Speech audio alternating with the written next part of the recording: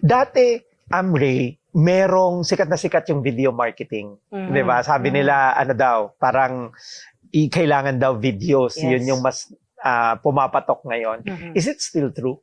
Yes. Kasi marami pa rin ngayon na ayaw magbasa.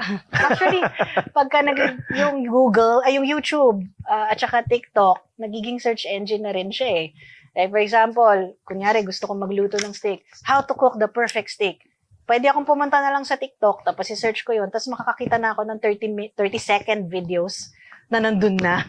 Tapos, okay, in a snap, alam ko na kung anong gagawin. Tapos mabilis siya, very fast-paced yung gusto ng mga tao. Kaya nga, ang video kasi, it's easy to digest, pwede siyang mga bite-sized, kaya ngayon mas may rise yung mas dumadami yung mga short form videos.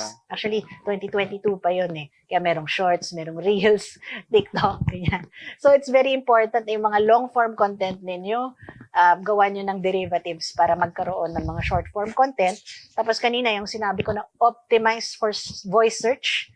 So, di ba, mas ideal kung meron silang i-voice search, tapos yung video ninyo, yun na yung mag-a-answer dun sa mga questions nila. Kaya dapat ipunin nyo talaga, ano ba yung mga questions na dapat kong sagutin through videos. Yan. So, very effective pa rin yung videos. Hindi pa rin yan mawawala.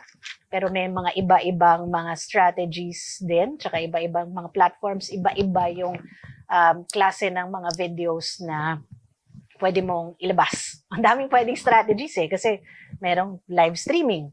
Meron ding mga user-generated content.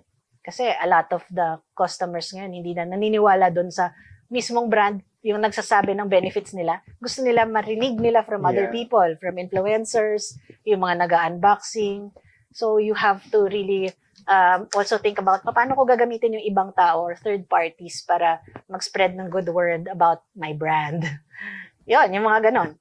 So, yes, to answer your question, very effective pa rin ang video. Yeah. Tapos na-mention mo, no, yung mga simple questions ng customer, pwede ka mag-create ng short-form videos answering those questions. Yes. Yeah, tapos i-upload mo, etc. And yun, nakakatuwa na, na yung mga simple things na yon. Kasi before, hindi yun accessible for SMEs, di ba?